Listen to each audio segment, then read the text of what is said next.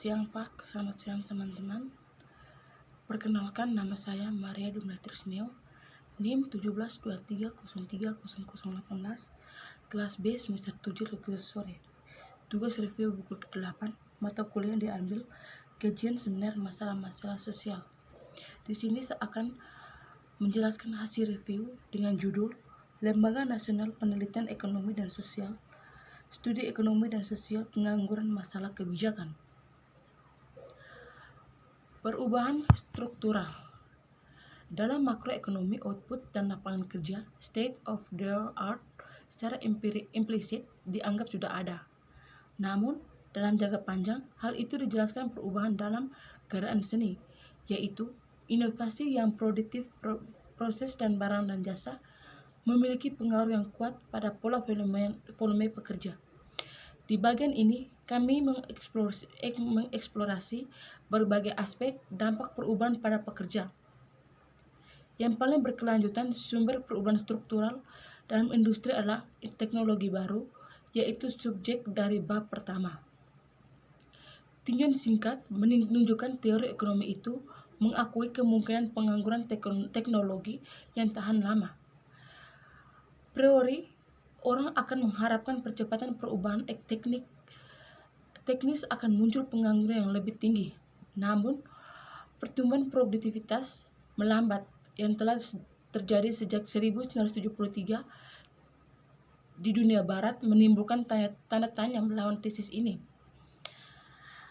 Namun, dalam tanda kurung, kami mempertimbangkan apakah keajaiban produktivitas terjadi di Inggris selama 1880-an bisa jadi berpendapat bahwa apapun kinerja ekonomi selama ini, efek penuh teknologi informasi atau TI belum dirasakan. Dalam bab yang terpisah adalah dikhususkan untuk sejumlah survei tentang pengangguran TI saat ini dan yang diharapkan. Perubahan teknis adalah faktor utama yang menyebabkan perpindahan awal pekerja. Meskipun kita tidak boleh mengecualikan perubahan spontan dan selera. Saat pengangguran meningkat, bisa jadi karena perpindahan tersebut atau karena kekurangan permintaan. Sejumlah analisis statistik punya mencoba untuk membedakan antara struktural dan kekurangan pertimbangan dan kekurangan permintaan pengangguran.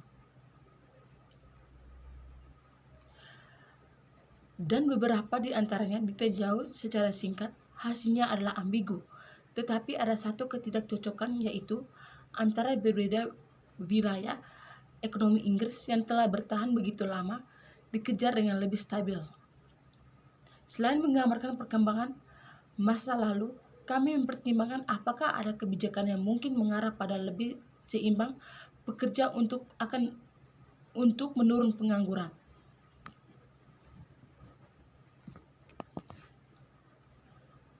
Perbaikan umum untuk hampir setiap jenis ketidakcocokan adalah file kebutuhan untuk pelatihan dan pelatihan ulang laki-laki dan perempuan.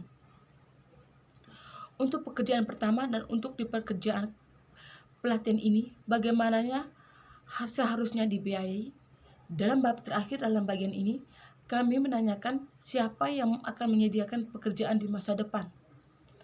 Akhir-akhir ini ada pertumbuhan wirausahaan yang menonjol, namun kebanyakan laki-laki dan perempuan akan tetap menjadi pekerja. Di perusahaan swasta atau berbagai pemberian kerja di sektor publik, bagaimana kita bisa mengharapkan ini bentuk berbeda untuk dikembangkan di masa depan? Di sektor swasta, apakah kita akan seperti banyak yang percaya perusahaan kecil yang akan menyediakan pekerjaan, atau akan besar perusahaan kecil yang akan menyediakan pekerjaan, atau akan besar perusahaan tetap menjadi majikan bagi sebagian besar pekerja? Dan apakah ada peran untuk sektor publik, terutama dalam penyediaan layanan? Pertanyaan upah. Dari sekian banyak hubungan antara upah dan pekerja, dua di antaranya paling banyak menonjol pada waktu yang berbeda. Dalam model ekonomi klasik, tingkat pekerjaan ditentukan oleh tingkat upah real. Dalam pendekatan ini, pengangguran paksa tidak terjadi. Di dunia nyata, upah adalah biaya dikontrak dan dibayar dengan uang.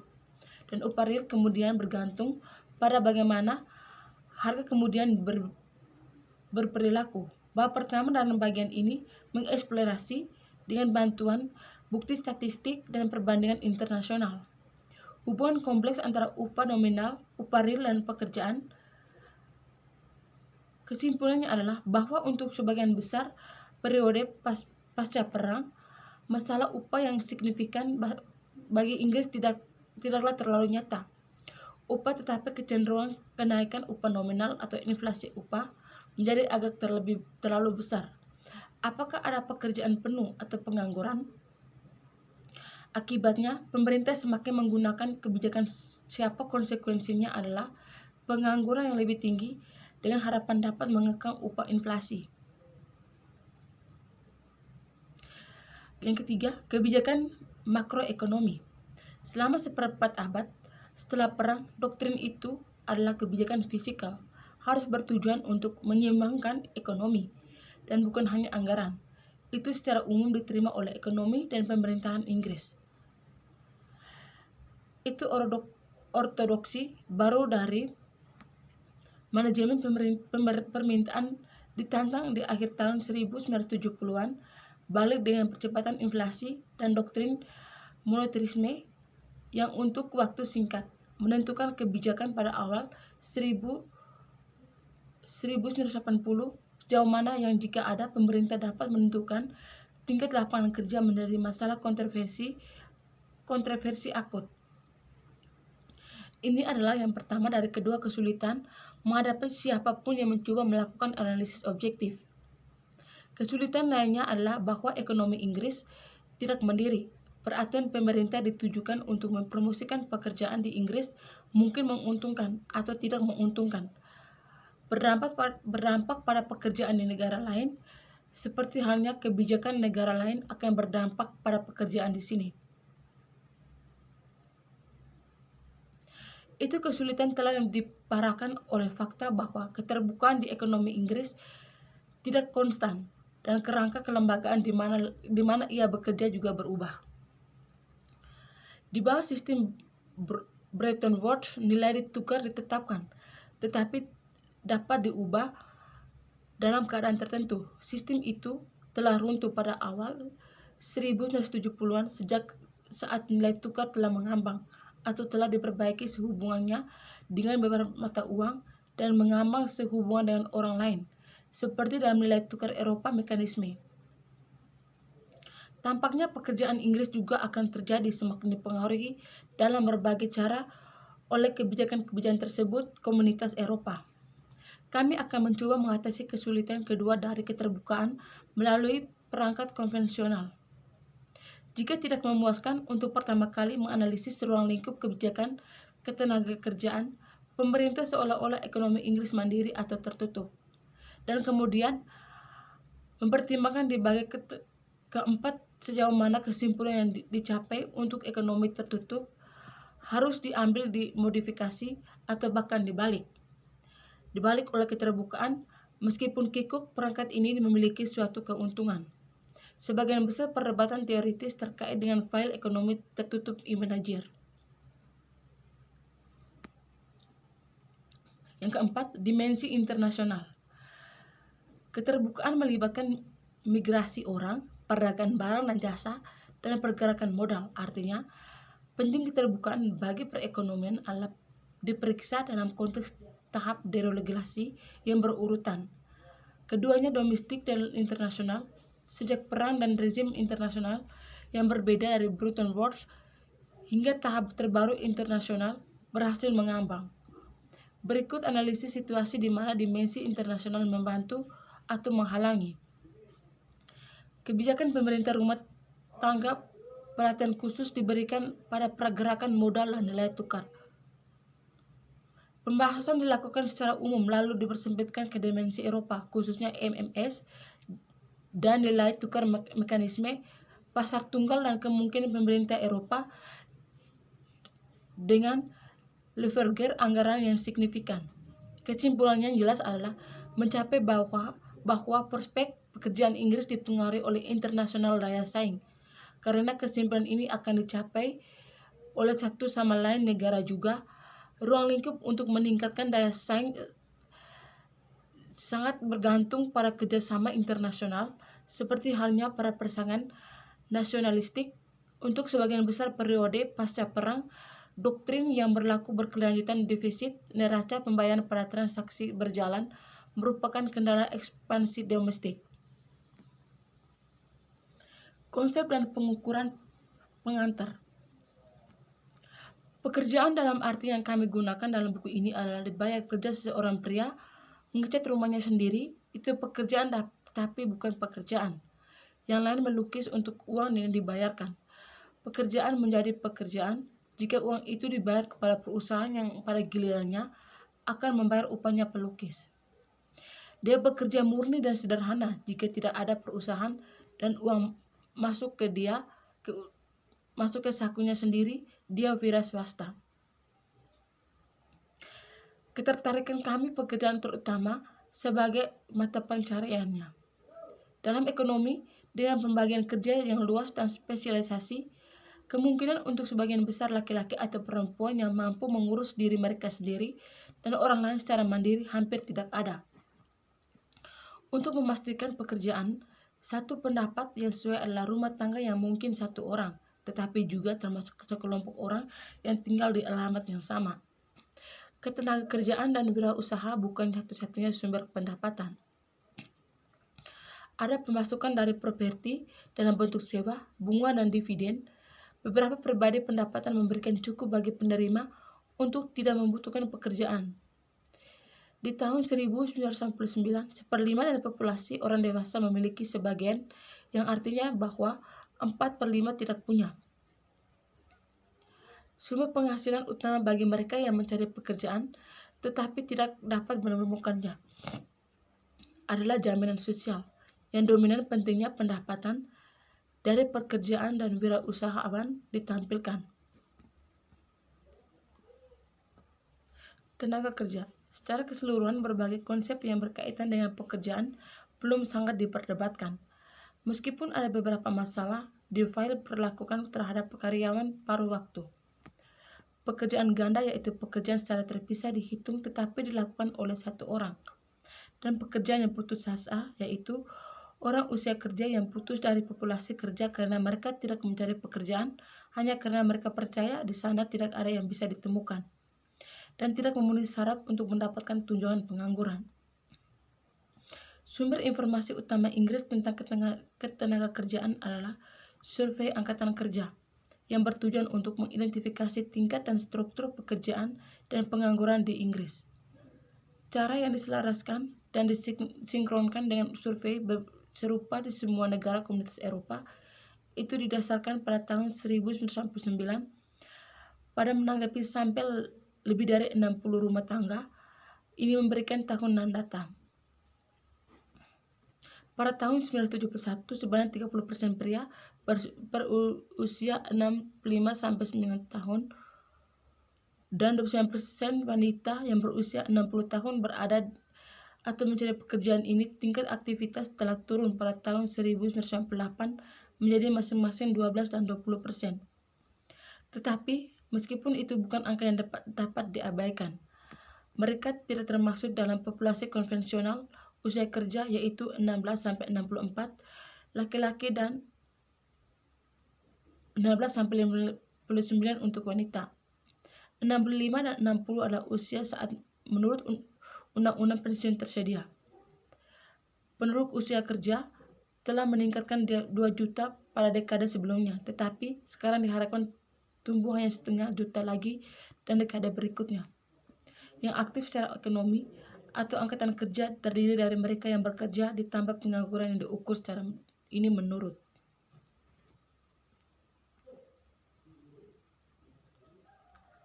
definisi ILO atau OECD.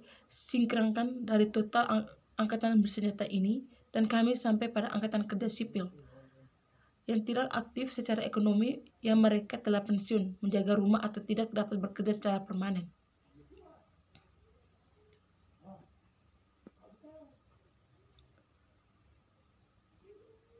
Angkatan kerja sipil pada tahun 1979-71 adalah ada di bawah 25 juta dan pada 1880 telah meningkat 1,5 juta hanya untuk merugi hampir setengah juta dalam 2 tahun ke depan. Sejak 1993 dan seterusnya, itu naik cukup kuat untuk mencapai 8 juta pada pertengahan tahun 1989. Ini menyiratkan peningkatan tahun rata-rata selama periode 18 tahun penuh 1666. Departemen Tenaga Kerja memproyeksikan dengan asumsi adanya tekanan konstan terhadap permintaan tenaga kerja di tingkat Januari 1990 bahwa angkatan kerja sipil akan bertambah 0,8 juta lagi pada tahun 2001, menyiratkan tingkat kenaikan tahunan rata-rata 67. Pertumbuhan total oleh karena itu jauh lebih lambat daripada 2 dekade terakhir, dan sebagian besar peningkatannya adalah wanita yang diperkirakan menjadi 45% dari angkatan kerja tahun 2021.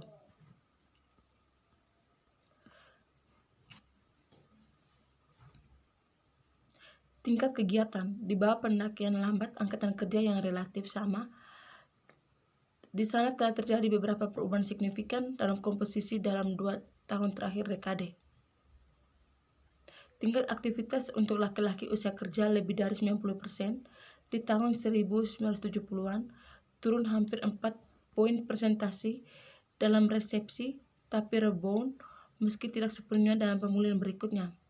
Yang tampak stabilitas dalam periode proyeksi mencerminkan terutama metode perhitungan yang mengasumsikan tekanan konstan permintaan tenaga kerja. Perbedaan antara tingkat aktivitas untuk semua usia dan usia kerja melalui dari 10% pada tahun 1971 dan melebar menjadi 14% pada tahun 2021. Mencerminkan kecenderungan berkurangnya proporsi pria dan kelompok usia yang lebih tinggi untuk tetap tinggal aktif secara ekonomi. Tingkat aktivitas perempuan usia kerja meningkat kuat di tahun 1970-an. Itu memang jatuh dalam resesi, tetapi hanya kurang dari 1 persentase poin. Kemudian melanjutkan perjalanan ke atas. Ini adalah dilanjutkan dalam periode proyeksi sehingga pada pergantian abad hampir 3 wanita usia kerja dan setiap 4 akan secara ekonomi aktif. Seperti halnya pria, tidak aktivitas menurun pada kelompok usia tertinggi. Meski tidak banyak, tren peningkatan tingkat aktivitas wanita melebihi penurunan tingkat pria. Aktivitas untuk pria dan wanita usia kerja secara keseluruhan yang 74,5% pada tahun 1971 akan menjadi lebih dari 80% pada akhir abad ini. Perubahan struktural, teknologi, dan ketenaga kerjaan. Banyak orang percaya bahwa pengangguran telah meningkat ke level setinggi itu karena revolusi teknologi informasi atau TI telah menghancurkan pekerjaan. Diakui bahwa ada permintaan yang terus meningkat bagi para pria dan wanita yang sangat terlatih untuk membangun dan mengoperasikan komputer, mikroprosesor, dan proses manufaktur yang didasarkan padanya. Tetapi meningkatnya permintaan akan insinyur elektronik, pemrograman, dan sejenisnya masih jauh sebanding dengan penurunan permintaan untuk pria dan wanita. Kurang tertampil kerja yang tugasnya sekarang dapat dilakukan dengan dikendalikan komputer mesin. Dalam pembuatan mobil mungkin masih ada praktikan baris. Tetapi ada beberapa pria dan wanita yang menambahkan dan memperbaiki komponen bagian. Sebagian besar tugas dilakukan oleh robot. Dihadapkan dengan ketakutan seperti itu, pertama-tama kita mungkin mengacu pada sejarah ataupun berbahaya.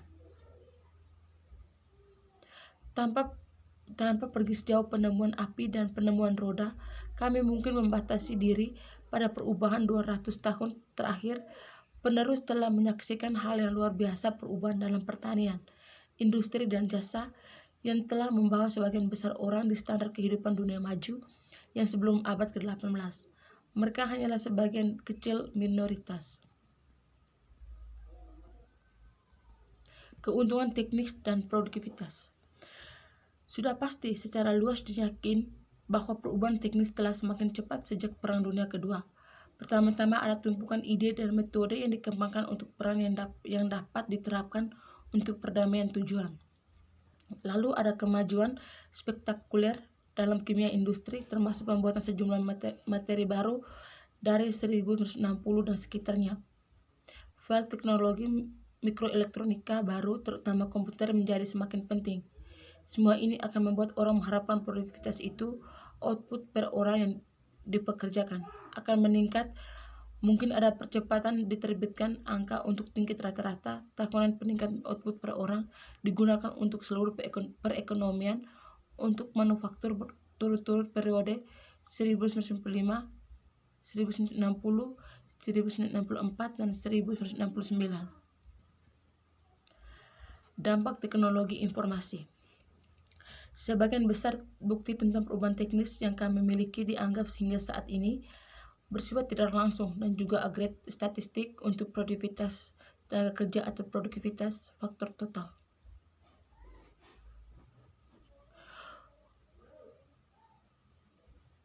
Untuk keseluruhan ekonomi atau sektor substansial seperti manufaktur, kami menyimpulkan bahwa peningkatan pengangguran di negara-negara maju di tahun 1970-an dan 1980-an tidak bisa diletakkan di depan pintu.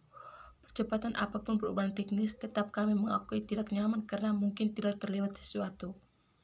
Di suatu tempat, bagaimanapun kasus individu spektakuler, penggantian tenaga kerja oleh komputer dan komputer yang dikendalikan mesin tampaknya diberikan di surat kabar hampir setiap hari.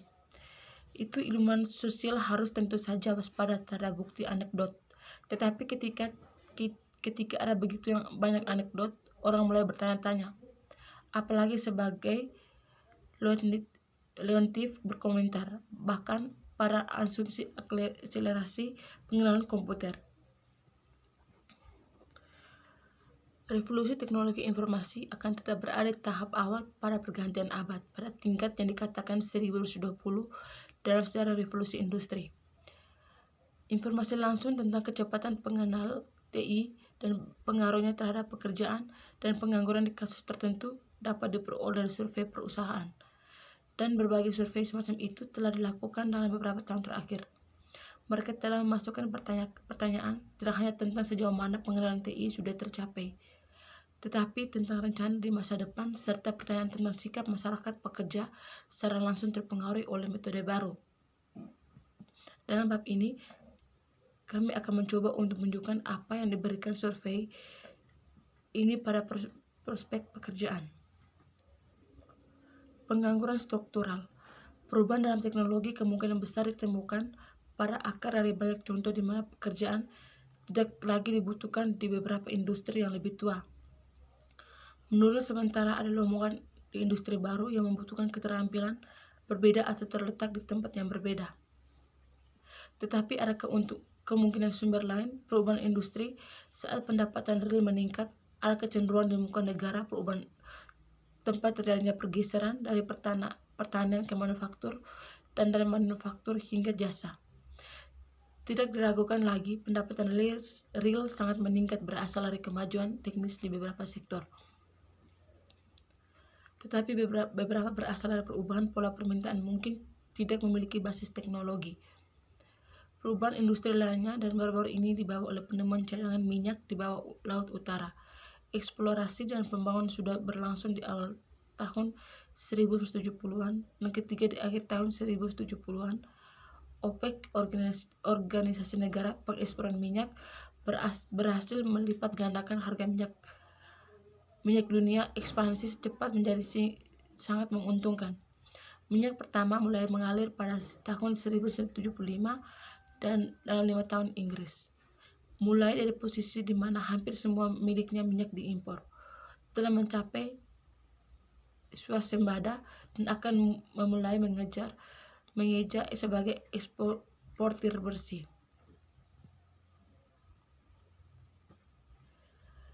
Sekian hasil review saya. Selamat sore. Terima kasih.